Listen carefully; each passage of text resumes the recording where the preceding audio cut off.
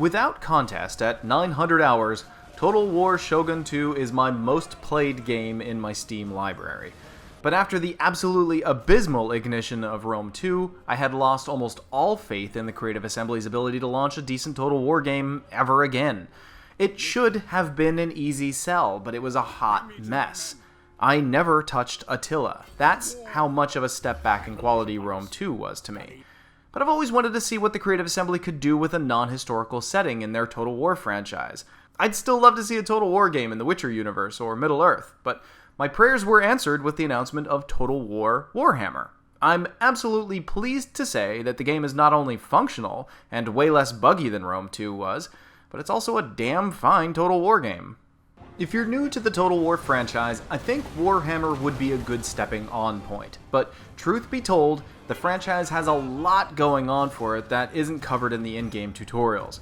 It wouldn't be a terrible idea for newcomers to set the game into easy mode. Even I had a pretty rough time with the difficulty before getting into a good groove and nurtured my blossoming faction into a full-blown empire. The game is split into two portions, the 3D real-time battle simulations and the turn-based tactical map screen. In the 3D battles, you coordinate groups of small armies to clash against enemy forces. It's a paper, rock, scissors, lizard, Spock formula, so you want to make sure you've got a nicely balanced force. Artillery will force turtle armies to advance more quickly than they'd like. Ranged units mow down melee fighters before they get in close. Spears do a great job of knocking soldiers off their mounts, and cavalry will plow through unprotected range fighters. And you also have to account for flying and giant enemies as well. But Warhammer also has heroes and lords. Generals in the past have gained special traits when leveling up, like an increased range of inspiration, but Warhammer adds some nice role-playing flair to each hero. Mage heroes can learn new spells, fighters can get new mounts or armor or weapons, and all heroes can get camp followers who add even more perks, allowing greater civil or military control. A good hero unit can often tip the scales of an entire battle. They can single-handedly crush weaker or less experienced armies. At first, I didn't care much for the hero system, but as I played more and more of Warhammer, the more I liked it. Lords lead armies, while heroes can leave armies and act on their own accord. They can sow the seeds of discontent in foreign lands, demoralize or harm enemies on the march, and they can assassinate other lords and heroes on the map, which adds a great balance between the map gameplay and the battle gameplay. They are the agents of past Total War games, but they can now be used to great effect in the 3D battles. Cities come in regions again. Instead of being standalone entities, you can pass edicts that govern over a region only if you control every city and town within that specified region. It's also much easier to grow and maintain order when you control all provinces, so which towns you keep and occupy versus which ones you wipe off the map entirely come into your move-to-move decision-making.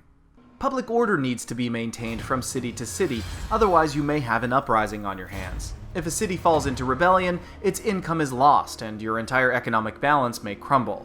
But aside from keeping your populace happy, you also need to balance order and chaos, vampirism, and more. The mechanic is similar to religion in previous Total War games, but I feel Chaos's influence is a little overpowered at the moment, and might need a little tweaking. But players can do a fair amount of tweaking on their own by dipping into the Steam Workshop, where there's already a good amount of mods to alter the game more to your liking, so a big thumbs up from me in that department. Do I love everything about it? Not really. There's some minor changes that I miss from older Total War games, like the general's speeches before battles. The formation options now are super limited. Now the player options are melee units in front or missile units in front. While formation options are missing from the 3D battles, some new army options are available when on the march on the map screen. Armies can manually go into raid, ambush, and encampment modes to replenish forces, steal income, or surprise the enemy anywhere on the map.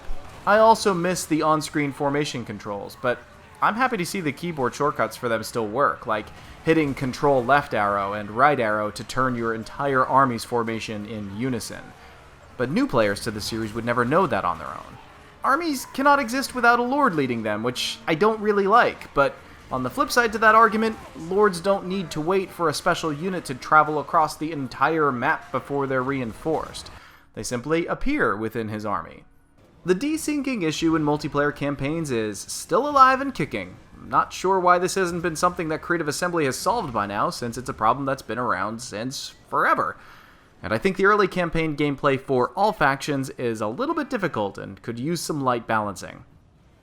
Other than that, I didn't crash once. The game ran fairly smoothly on my machine for a Total War game. With everything on Ultra, I was seeing frame rates around 45 consistently, with a few dips in the 30s with heavy action on screen. I didn't have any units act erratically. The Creative Assembly hit this one right down the middle of the fairway. It's nice to see the deviation from historic campaigns, though I hope they don't abandon them altogether in the future. The main campaign will take a long time for players to finish. I'm talking hundreds of moves. While there are some minor features that I miss, there are others, like weather, that I don't miss at all, so it's a sort of trade-off.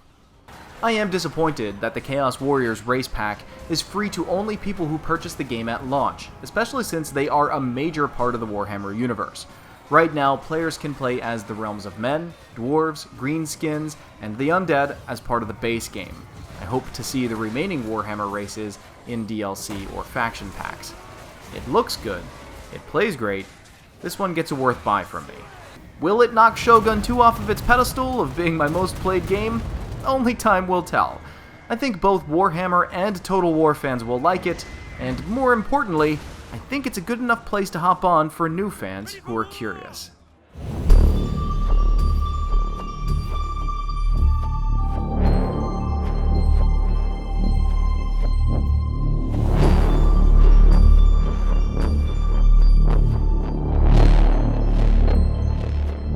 This video is made possible through generous fan donations on Patreon.